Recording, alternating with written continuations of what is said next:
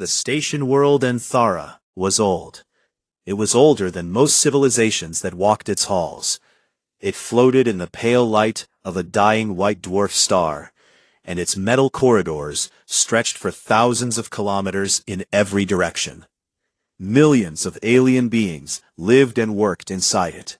At its heart sat the Galactic Council Chamber, a vast, circular room carved from black stone, where representatives of 43 species decided the fate of the known galaxy. On this particular day, the chamber was full. Every seat was taken. Diplomats, warlords, scholars, and traders from across 100 star systems had gathered, because something unusual was happening. A new species had arrived. They called themselves humans. The Earth vessel Horizon's Edge had docked at Anthara's outer ring 6 hours earlier. It was a small ship. Compared to the massive cruisers and carriers that filled the station's ports, it looked like a toy. The aliens who saw it pass through the docking gates had stared at it, with a mixture of curiosity and amusement. Some had laughed openly. Now, the human delegation walked through the council chamber's main doors. There were 5 of them. At the front was Shin Jungwoo, Earth's first diplomatic envoy to the galactic community. He was a tall man, with a calm face and careful eyes. He wore a simple dark suit with a small Earth flag pinned to his chest. Behind him walked Captain Han Do-yoon, the commander of the Horizon's Edge. Do-yoon was broad-shouldered and quiet. His eyes moved constantly, studying the room, measuring exits and distances out of habit. Beside him was Park So-mi, the ship's chief science officer. She was small and sharp, and she had spent the last 3 years learning alien languages from intercepted transmissions. Next came Yoon Tae-ho, the tactical commander. He was a soldier, and he looked like one. His back was straight, his jaw was tight, and his hands hung loose at his sides, always ready. Last was Baek Nari, the ship's engineer. She had grease under her fingernails and a quiet confidence in her step. The 5 humans walked down the long central aisle of the chamber. On either side, alien beings of every shape and size watched them pass. Some were tall and thin like glass. Some were short and heavy like boulders. Some floated, some crawled. Some had no bodies at all and existed only as shimmering fields of light. None of them looked impressed. Jungwoo reached the speaking platform at the center of the chamber. He looked up at the Elder Council, the 12 most ancient and powerful species in the galaxy, seated on a raised tier above him. At the center sat Orvon, the Council Elder. Orvon was a crystalline being, over 4 meters tall, with a body that looked like it was made of living ice. Light passed through him, and scattered in rainbow patterns across the walls. He was over 12,000 years old.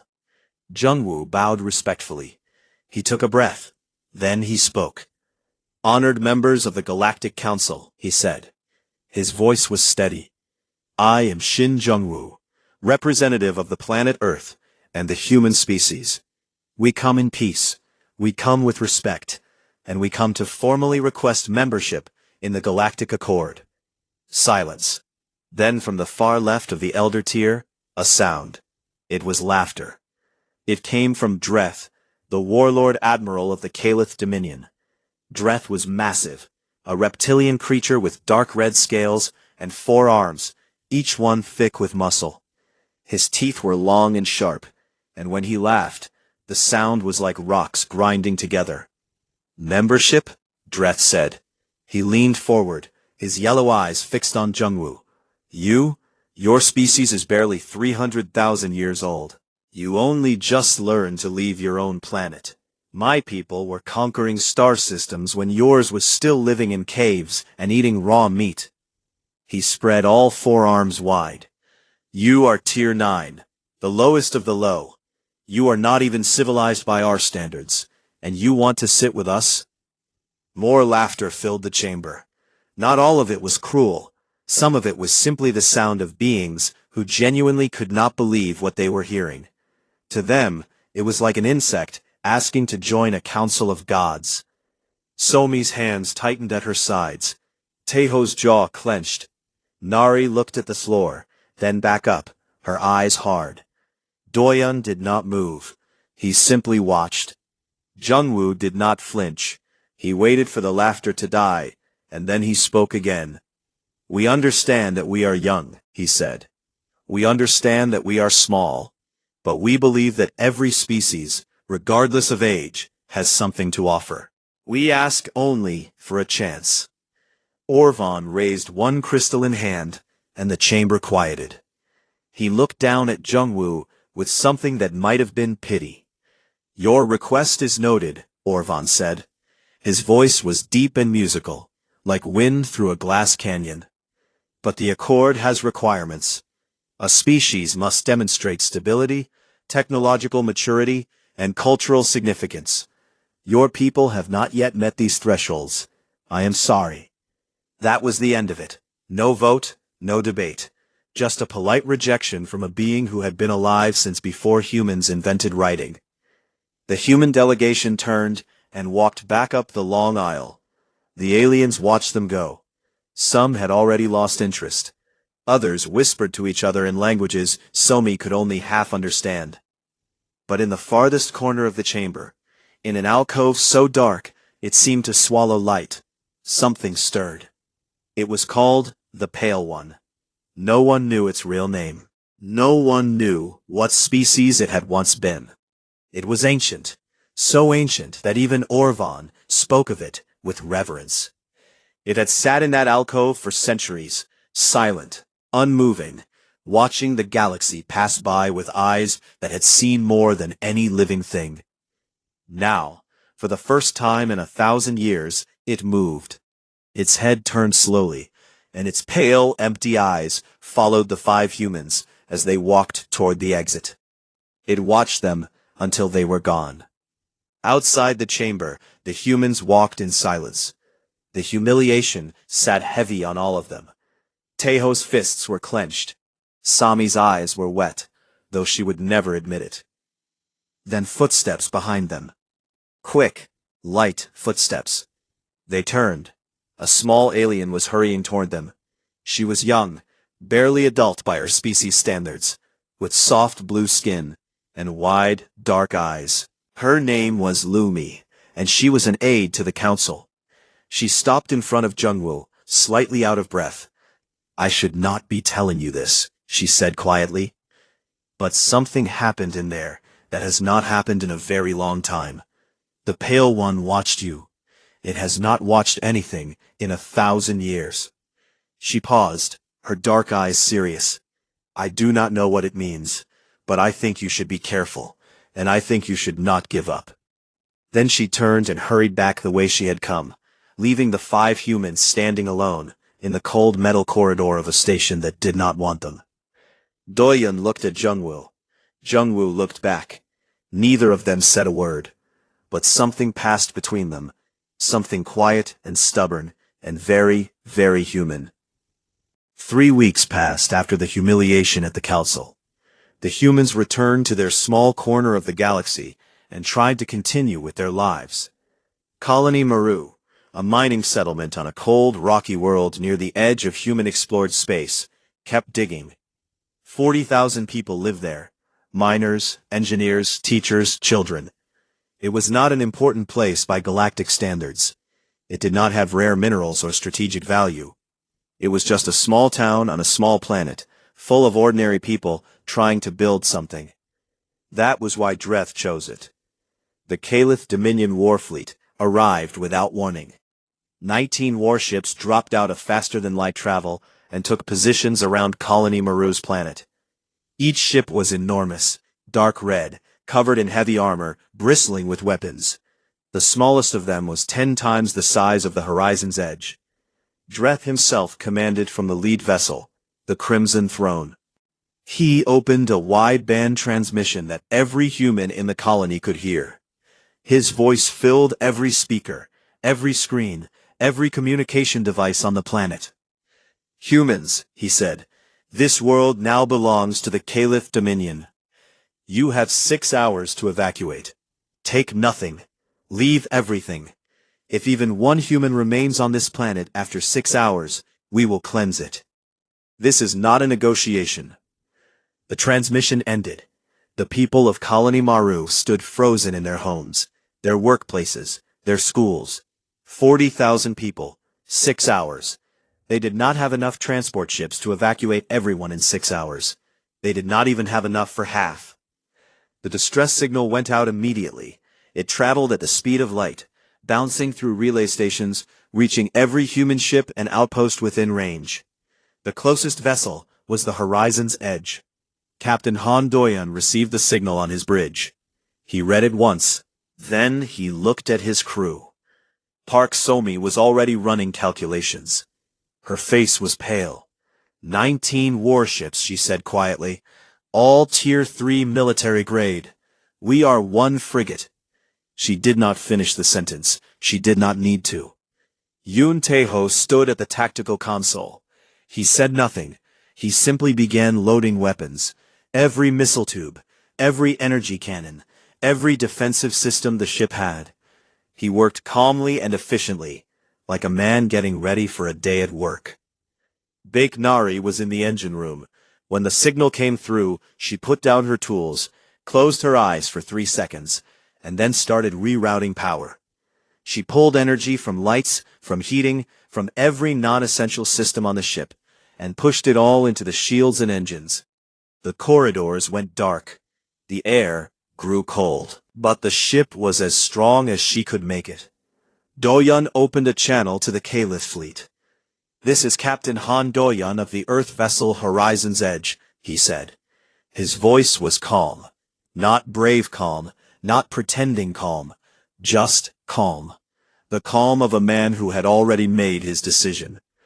Colony Maru is a human settlement. These are our people. We are not leaving. Dreth's face appeared on the screen. The Warlord Admiral looked amused. "One ship," he said, showing his teeth. "You bring one ship against 19. Is this courage, human? Or is it stupidity?" "Come find out," Doyan said, and cut the channel. Far away, on Anthara, Shin Jung-woo was running. He had received the same distress signal, and he was running through the metal corridors of the station world, toward the council chamber. He burst through the doors, breaking every rule of diplomatic behavior, and shouted for the council's attention. "The Caliph Dominion is attacking a human colony," he said, breathing hard. 40,000 civilians, women, children. They have 6 hours. I am asking, I am begging, this council to intervene. The chamber stirred. Diplomats looked at each other. Some looked concerned. Most looked uncomfortable. Orvan, the elder, raised his crystalline hand for silence. He looked at Jung-woo with those ancient, light-filled eyes. "I understand your distress," Orvan said slowly. "But the territory in question is unregistered. Under Galactic Accord law, any Tier 3 or higher civilization may claim unregistered territory. The Caliph Dominion is within its legal rights." "Legal rights?" Jung-woo's voice cracked. "There are children on that planet." "I am sorry," Orvan said, but meaning it was not enough. Jung-woo looked around the chamber. 43 species. Hundreds of diplomats. Thousands of years of civilization. And not one of them would help. Then the shadows moved. From the dark alcove in the farthest corner of the chamber, the Pale One spoke. Its voice was not loud. It was barely above a whisper. But the moment it spoke, every being in the chamber fell silent. It was the kind of silence that comes from deep, ancient fear. The silence of creatures who know they are hearing something that matters. "I have seen this before," the Pale One said. Its voice was dry and old, like wind over dead stone. "I watched the Vren do this. They found a young species. They pushed it. They thought it was weak. The Vren are gone now. I watched the Solhari do the same. They are gone too. I watched the Yithkai. Gone. All of them gone." The Pale One's empty eyes swept across the chamber. "Do not provoke the humans." The silence that followed was absolute. Orvan stared. Lumi, standing near the back, felt the hair on her arms rise. Several diplomats looked at each other with something new in their eyes. Not concern, but the first small seed of fear. Then, from the holographic link on the far wall, Dreth's laughter filled the chamber. He had been listening. His image flickered, massive and red, and full of contempt. "The Pale One speaks riddles," Dreth said. "I do not fear riddles, and I do not fear humans." He cut the link. Jungwoo stood alone on the speaking platform, surrounded by silence. No one moved to help. No one spoke. The Pale One had already retreated into its shadows. Back at Colony Maru, the evacuation had begun. Transport ships were loading as fast as they could. Families were separated. Parents put children on ships and stayed behind because there was no room. People carried nothing. They just ran. Above them, the horizon's edge moved into position between the colony and the Caliph fleet. One small ship. One thin line between 19 warships and 40,000 lives. On the bridge, Doyun sat in his captain's chair. Somi stood beside him, her data screens showing numbers that all said the same thing. They could not win this fight. Taeho was at his station, weapons armed and ready. Nari's voice came through the intercom from the engine room. "Shields at maximum. Engines ready. I gave you everything I have, Captain." Doyun nodded slowly. He looked at each of them. These people. His people. "All hands," he said, his voice carrying through every speaker on the ship. "Battle stations. Our job is simple. We buy time. We keep them away from those transports for as long as we can, and we make them remember our names." He paused. "It has been an honor." The Caliph fleet began to move. 19 warships, weapons glowing, advanced toward Colony Maru. And the horizon's edge flew forward to meet them, alone. The first Caliph's shot missed. The second did not. The horizon's edge shook violently as the energy blast struck its forward shields. Alarms screamed. Lights flickered. Nari grabbed a pipe in the engine room to keep herself from falling, and immediately began rerouting power to fill the gap in the shield grid. "Shields holding," she reported. "Barely." On the bridge, Captain Han Doyen did not waste a single second. He pushed the ship forward, not away from the Caliph fleet, but directly into it. "Full speed," he ordered. "Take us right into their formation." Park Somi looked at him.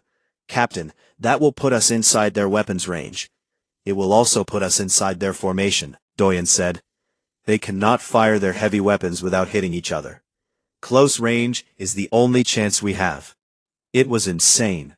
Every tactical manual in the galaxy said that a smaller ship should keep its distance, use speed, stay mobile. No one flew into the middle of a superior fleet. It was suicide. Doyun flew into the middle of the fleet. The horizon's edge dove between the massive Caliph warships like a bird flying between mountains.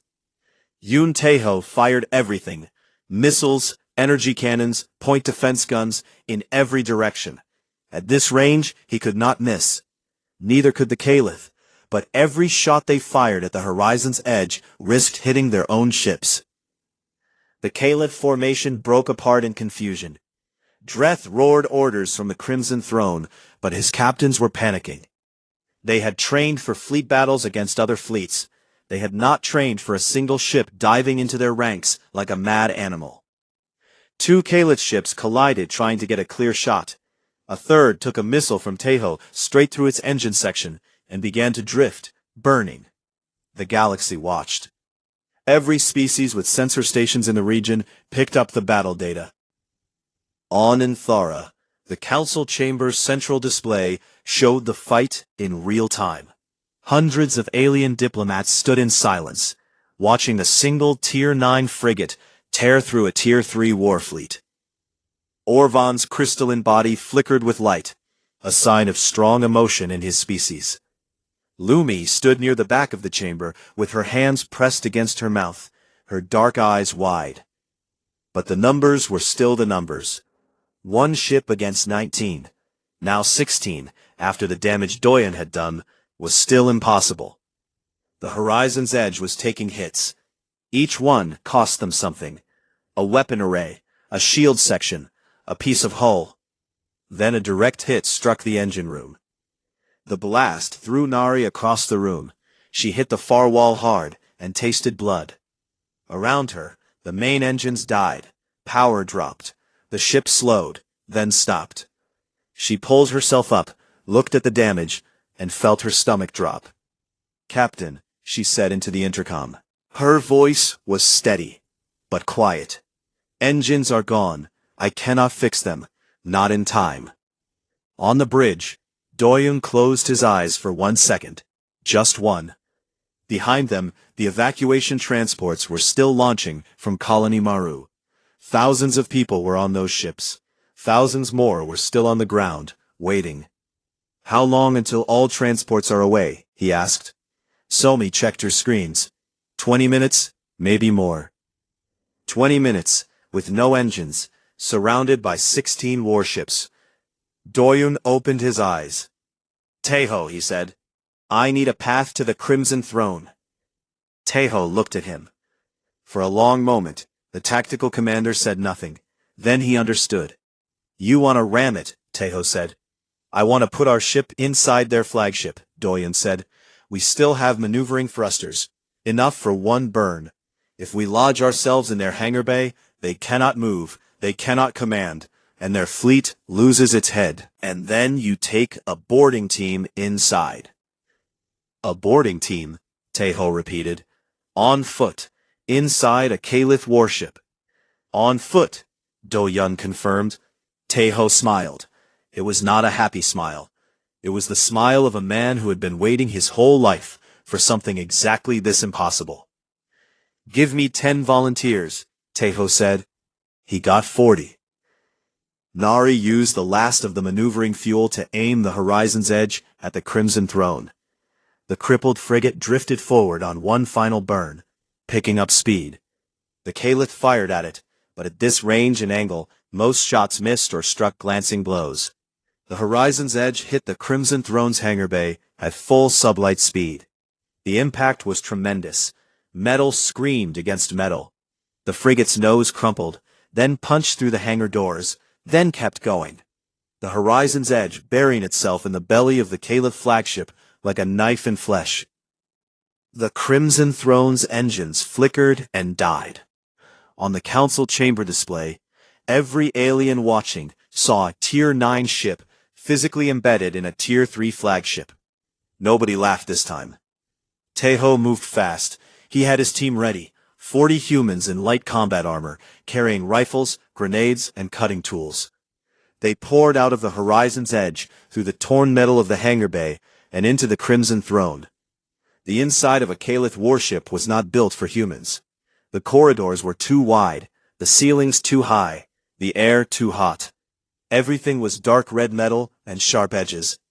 And it was full of Caliph soldiers, each one twice the size of a human, with 4 arms and natural armor plating on their skin. It did not matter. Taeho's team fought through the corridors with a speed and aggression that the Caliph had never faced. Humans were smaller, yes. Weaker, yes. But they were fast. They communicated constantly. Short, sharp words, hand signals, a coordination that came from something deeper than training. They covered each other. They pulled wounded comrades to safety. When one human fell, 2 more stepped forward. The Caliph fought back hard. They were warriors. They had conquered dozens of worlds. But they had never fought anything like this. The humans did not stop. They did not slow down. When they ran out of ammunition, they used their rifles as clubs. When their rifles broke, they used their knives. When their knives were lost, they used their hands. On Anthara, Orvan turned to the Pale One. The elder's voice was barely a whisper. "What are they?" he asked. The Pale One's ancient eyes were fixed on the display. It watched the humans fighting through the corridors of the Crimson Throne. It watched Taeho kick open a sealed door. It watched a wounded soldier drag herself forward with one arm to keep firing. It watched all of it. Then it spoke. "They are the only species I have ever seen that runs toward danger," the Pale One said. "Not for territory, not for power, Not for resources. Do-yoon is dying in that ship. He knows this. He has known since the moment he flew forward. He does not fight because he believes he can win. He fights because 40,000 people behind him cannot fight for themselves. The Pale One paused. The chamber was completely silent. Every species in this council conquers for gain, it continued. Humans fight for each other. A human will die for a stranger, not because the stranger is valuable, not because there is a reward, simply because the stranger needed help and the human was there. I have watched this galaxy for longer than any of you can understand. I have seen empires rise and fall. I have seen species that could destroy stars, and none of them, not one, were as dangerous as a species that has decided something is worth dying for. Its pale eyes swept the chamber one final time. That is why I told you not to provoke them, because once they decide to fight, nothing in this galaxy will stop them. On the Crimson Throne, Taeho's team reached the bridge. The doors blew open. Kalith officers turned, weapons raised. Taeho stepped through the smoke. Dreth was standing at the center of his own bridge, all four arms raised, teeth bared. But his eyes, those yellow predator eyes, held something new. Something he had never felt before in his long life of conquest and war. Fear. Taeho raised his rifle. "You're done," he said. The silence after a battle is a strange thing. It is not peaceful. It is the silence of broken metal floating in space, of fires burning without oxygen and dying in seconds, of bodies drifting in the dark. It is the silence of things that will never be fixed. The Battle of Colony Maru was over. The Kalith flagship Crimson Throne drifted in orbit, dead and dark, with the horizon's edge still buried in its belly like a broken spear. The remaining Kalith warships, 12 of the original 19, had retreated in disorder the moment their flagship went silent. Without Dreth's commands, without their command ship, the fleet had no direction. They ran. Below, on the surface of Colony Maru, a last evacuation transports lifted off. Every single civilian made it out. 40,000 people. All of them alive. The cost was something else. The horizon's edge was destroyed. Not damaged, destroyed. Its hull was torn open. Its engines were dead, and most of its internal systems had been crushed in the impact with the Crimson Throne. 23 crew members were dead. 11 more were critically wounded. Captain Han Do-yoon was among the wounded. The impact had thrown him from his chair and slammed him into the forward console. His spine was fractured in 2 places. When the medical team pulled him from the wreckage, he was conscious but could not feel his legs. He looked up at the medic working on him and asked only one question. "Did the transports get out?" "All of them, Captain." Do-yoon closed his eyes and said nothing more. Park So-mi had coordinated the entire evacuation from a damaged console with half her screens dead. She had tracked 40,000 civilians, managed transport schedules, calculated escape routes, and communicated with panicking colony officials, all while the ship was being torn apart around her. When the battle ended, she sat down on the floor of the bridge and stared at nothing. She had not slept in 4 days. A medic found her 20 minutes later, unconscious. Her body had simply stopped. Yoon Taeho's boarding team held the Crimson Throne's bridge. Dreth was a prisoner, disarmed, bound with magnetic restraints, and sitting in the corner of his own command center, with the bitter expression of a predator who had become prey. He said nothing. He did not need to. His silence said everything. Baek Nari crawled out of the engine room with burns on her arms and a deep cut across her forehead.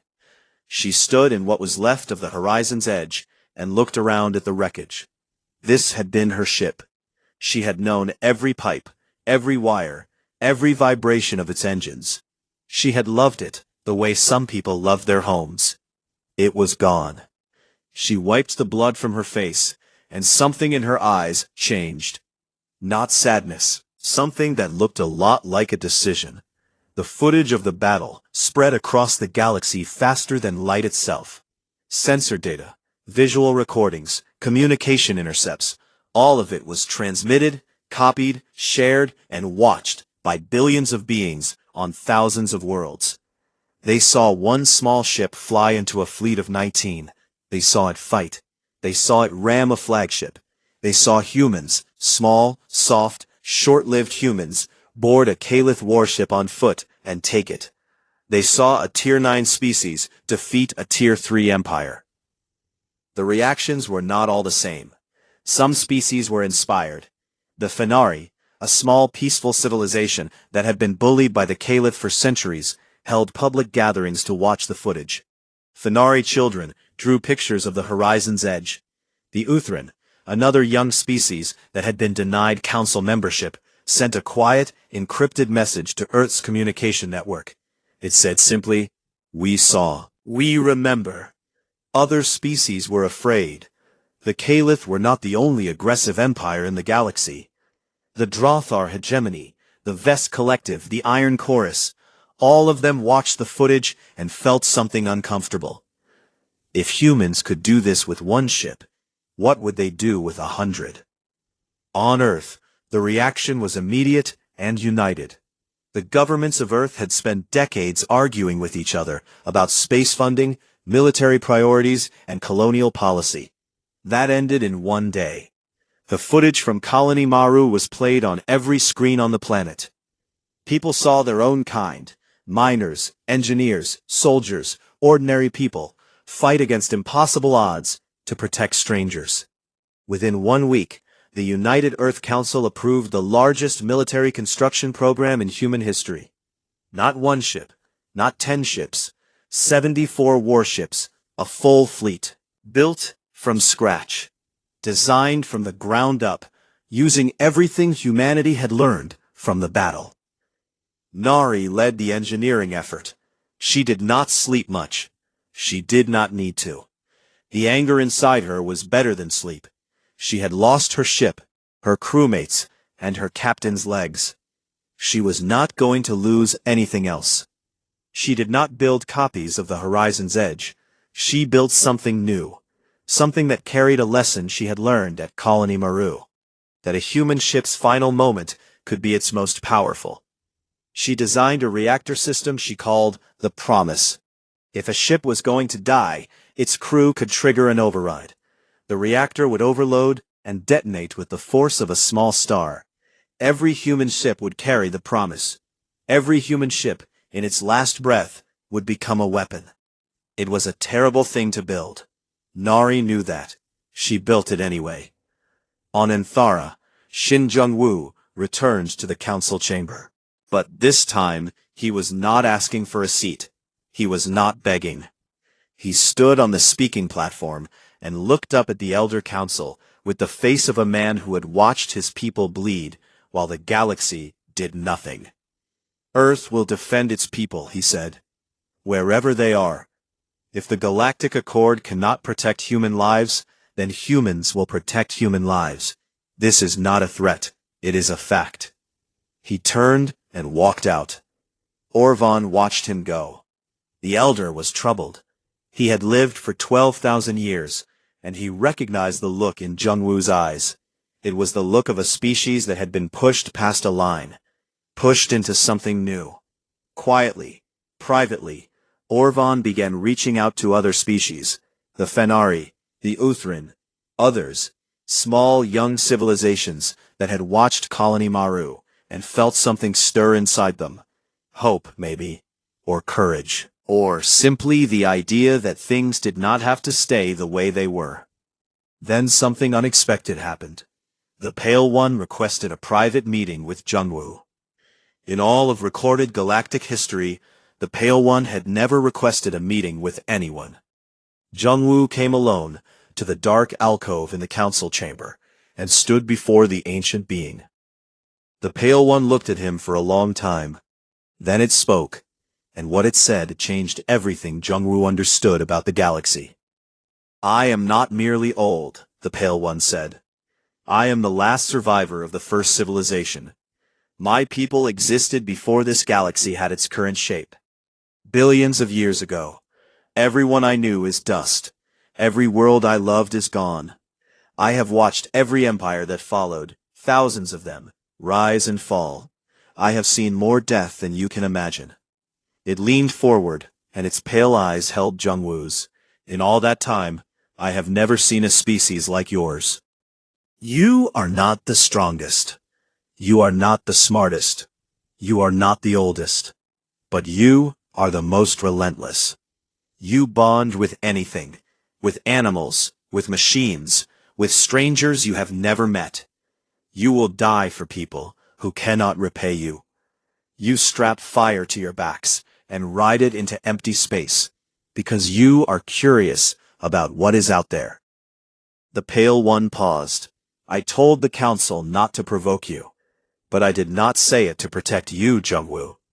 I said it to protect them, because this galaxy has forgotten what happens when it gives a species like yours a reason to fight. Jungwoo stood in the darkness, listening, and felt the weight of those words settle into his bones. Far away, in the deep red heart of Kalit space, the Dominion High Command gathered in secret. Dreth was captured, yes. The Crimson Throne was lost. But the Caliph were not a species that accepted shame. They did not negotiate. They escalated. The full Caliph war machine began to move. Not a fleet this time, an armada. 10,000 warships, drawn from every corner of the Dominion, carrying the combined military power of a civilization that had been conquering worlds for 2 million years. They pointed it all at Earth. And they began to march. They came out of the dark like a tide. 10,000 Caliph warships dropped out of faster-than-light travel at the edge of the Sol system. They filled the sensor screens of every human station, every satellite, every ship. The readings were so dense that the computers could not separate individual vessels. They just showed a wall of red, stretching from one side of the display to the other. It was the largest military force the galaxy had seen in 5,000 years. The Caliph had emptied their empire for this. Every ship, every soldier, every weapon. Their orders were not complicated. They were going to burn Earth until nothing was left. Not a city, not a person, not a memory. Humanity's fleet, 74 ships, built in desperate haste over the past months, formed a defensive line near the orbit of Mars. 74 against 10,000. The math was terrible. On the bridge of the newly built flagship Undying Soul, Captain Han Do-yoon sat in his command chair. He was in a wheelchair now. His legs were dead below the waist, and they would stay that way.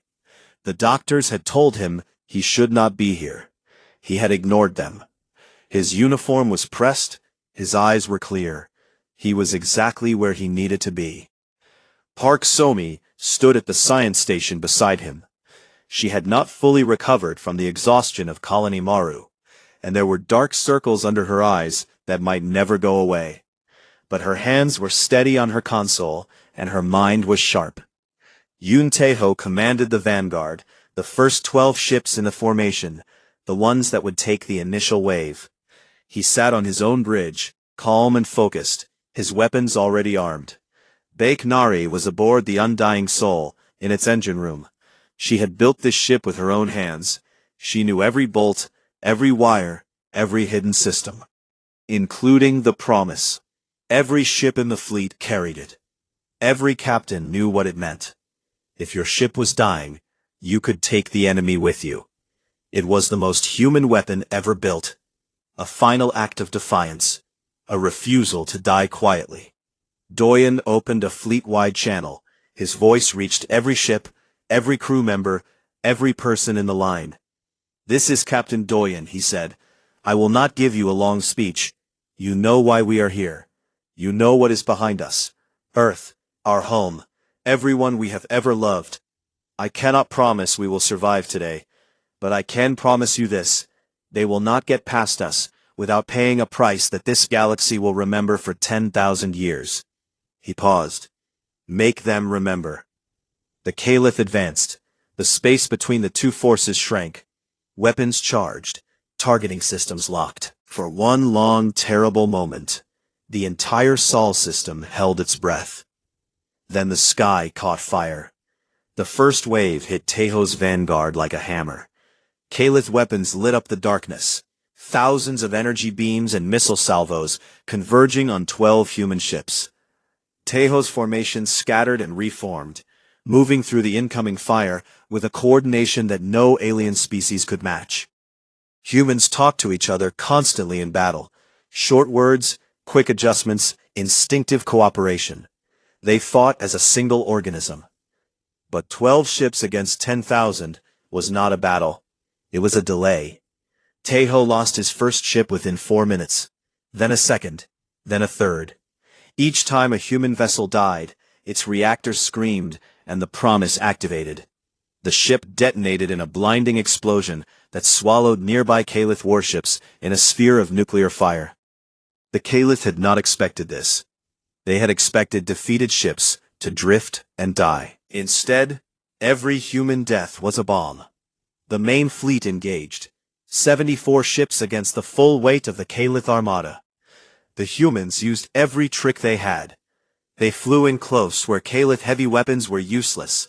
They targeted engines and weapon systems instead of trying to destroy entire ships. They drew enemy fire toward their own shields to protect weaker vessels. When a ship lost its weapons, its captain turned the bow toward the nearest enemy and accelerated. The Kalith kept coming. For every ship they lost, they had 100 more. The human fleet was being ground down. 60 ships, 50, 40. Each loss triggered the promise. Each explosion took Kalith ships with it. But the numbers were overwhelming. On the Undying Soul, Nari reported damage after damage. Shields failing. Hull breaches on decks 4 through 7. Port weapons array destroyed. She patched and rerouted and repaired with her bare hands, pulling cables through burning corridors, welding hull plates while the ship shook around her. Somi tracked the battle on her screens. The data told a simple story. They were losing. Slowly, painfully, bravely, but losing. The Kalith would reach Earth within the hour. Doyun gripped the arms of his wheelchair. His ship shuddered under another impact. Around him, his crew kept fighting. Nobody ran. Nobody asked to surrender. They just kept working, kept firing, kept flying. 30 ships left, then 25. Then the sensors screamed. Not an attack, something else. New contacts, hundreds of them, dropping out of faster-than-light travel behind the Kalith fleet. Somi stared at her screen. Her hands trembled. "Captain," she said. Her voice cracked. "Captain, it is not just us anymore." The Galactic Coalition fleet arrived like a sunrise. Orvon led them. The ancient elder had spent weeks calling in every favor, every debt, every promise owed to the Council in 12,000 years. And he had not done it alone. Lumi, the young aide who had whispered a warning to the humans on their first day at Anthara, had personally transmitted the footage of Colony Maru to every inhabited world in the galaxy. She had attached a single message to every transmission. Today it is the humans. Tomorrow it will be you. The Fenari came. Small, gentle beings who had never fought before, but who had watched the humans fight for strangers and decided that they could do the same. The Uthrin came. The Dren came. The Savi came. Species that had spent centuries avoiding conflict, hiding from empires, keeping their heads down. They came because they had seen something at Colony Maru that they had never seen before, a people who would die for someone else, and they had decided that such people were worth dying for in return. Over 300 ships, not as powerful as the Kalith individually, but together with the humans, it was enough. The Coalition fleet hit the Kalith from behind. The armada, already bleeding from the human defense, found itself caught between two forces. The formation that had seemed so overwhelming began to crack. Teho, down to his last 4 vanguard ships, laughed out loud when he saw the Coalition fleet on his sensors. He turned his ships around and dove back into the fight. The Kalith's supreme commander, Dreth's replacement, a veteran admiral named Korath, watched his tactical display turn from red to chaos. Ships burning on two fronts, communications breaking down. Captains calling for orders that he did not have. He gave the order to retreat. But it was too late for clean retreats. The coalition fleet and the human survivors closed in from both sides. The Caliph armada shattered. Ships fled in every direction. Some surrendered. Some fought to the end. Most simply ran, their engines burning bright as they fled back toward Caliph space. The Battle of Sol was over. Humanity survived. 3 weeks later, the Galactic Council reconvened. The chamber on Anthara was full again, but it looked different now. There were more species present, more voices, more chairs. And in the front row, in a seat that had not existed before, sat Shin Jungwoo. He was bruised. He was exhausted. He had not slept properly in weeks. But he was there. Behind him, a holographic display showed the undying soul floating in orbit above Earth, surrounded by coalition ships from a dozen different species. They floated together in the blue light of Earth's sun, and they looked like the beginning of something new. Orvon rose. The elder's crystalline body glowed brighter than anyone had ever seen. The Galactic Council has voted, Orvon announced. By unanimous decision, the human species is hereby granted full membership in the Galactic Accord. He paused, and his voice carried something that sounded almost like pride. Not as Tier 9, not as newcomers, but as Tier 1, protector species, the highest rank this council can bestow. For their courage, for their sacrifice, and for reminding this galaxy what it means to fight for something greater than yourself. The chamber erupted. Hundreds of species, cheering, clicking, humming, flashing, every form of applause the galaxy had to offer. Jungwoo sat in his chair and breathed. In the back of the chamber, in the dark alcove where it had sat for centuries, the Pale One watched. And, for the first time in living memory, for the first time in longer than any being in that room could count, it smiled. The chamber slowly emptied. Diplomats filed out. Aides cleaned up datapads and holographic projectors. The lights dimmed. The Pale One sat alone in the quiet. I told them not to provoke the humans, it said softly, to no one. They never listen. They never do. It closed its ancient eyes. But perhaps this time something good came of it. And in the silence of the empty chamber, surrounded by the shadows of 12 billion years, the Pale One rested. Outside, Earth turned slowly in the light of its star, small and blue and impossibly stubborn. The home of a species that the galaxy had laughed at, underestimated, attacked, and nearly destroyed. A species that got back up every single time. And for the first time in a very long while, the galaxy felt a little bit different. A little bit braver. A little bit more human.